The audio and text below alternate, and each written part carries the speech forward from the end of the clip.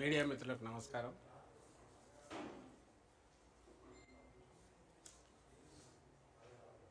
ముందుగా అందరికీ మీకు మీ ద్వారా అందరికి కూడా శివరాత్రి శుభాకాంక్షలు. తర్వాత ఈరోజు ప్రధానంగా నేను చెప్పదలుచుకున్నది, నిన్న తెలంగాణ హైకోర్టు నారా చంద్రబాబు నాయుడు గారు 20 ఏళ్ల క్రితం చేసిన ఒక మహా దోపిడీ గురించి ఒక పిటిషనర్ వేసిన ఐఎంజీ భారత్ పిటిషనర్ వేసిన దాన్ని పిటిషన్ను కొట్టివేస్తూ ఇచ్చిన జడ్జిమెంటు ఆర్డరు, ఇది నేపథ్యం. ఇది ఎందుకు ఇప్పుడు దీని గురించి మాట్లాడుతున్నామంటే, నారా చంద్రబాబు నాయుడు అనే వ్యక్తి ఆయన దేనికైనా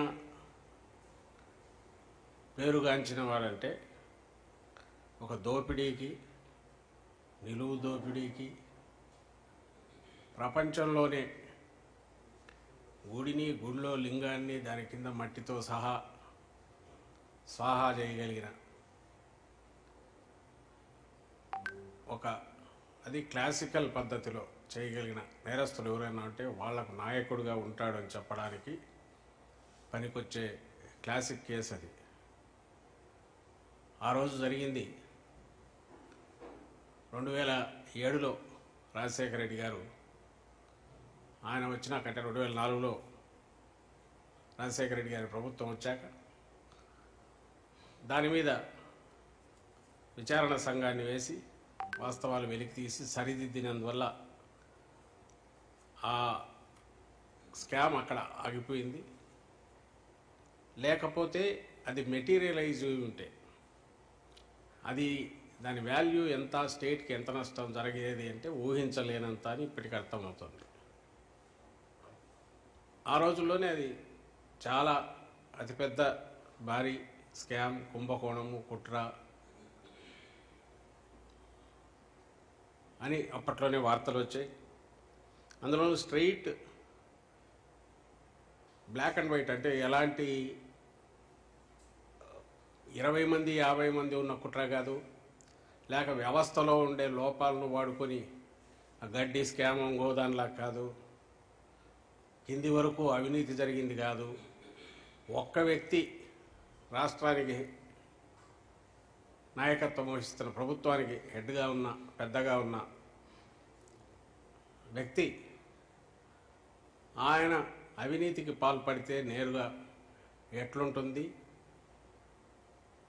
అందులోనూ అతను అత్యాశాపరుడై దురాశాపరుడై చంద్రబాబు నాయుడు లాగా ఉంటే ఎట్లుంటుంది అనే విశ్వరూపం చూపించిన కేసు అది.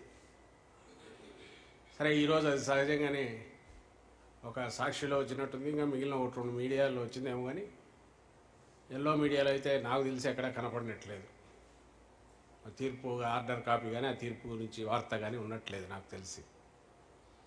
క్లుప్తంగా అది యుఎస్లో ఉండే ఐఎంజీ అకాడమీ అనే స్పోర్ట్స్ అకాడమీకి దాని 100% సబ్సిడరీ అనే పేరుతో అసలు సంబంధం లేని ఒక IMG Bharat sports academy private limited అనే ఒకటి కంపెనీ ఫామ్ అవుతుంది. 2003 ఆగస్టులో 5వ తేదీన అది ఫామ్ అవుతుంది. అంటే ఇన్కార్పొరేషన్ ఆ రోజు అవుతుంది.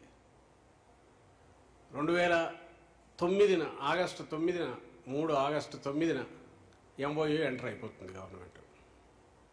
సరిగ్గా 4 రోజుల ముందు పుట్టిన కంపెనీలో 4 రోజుల తర్వాత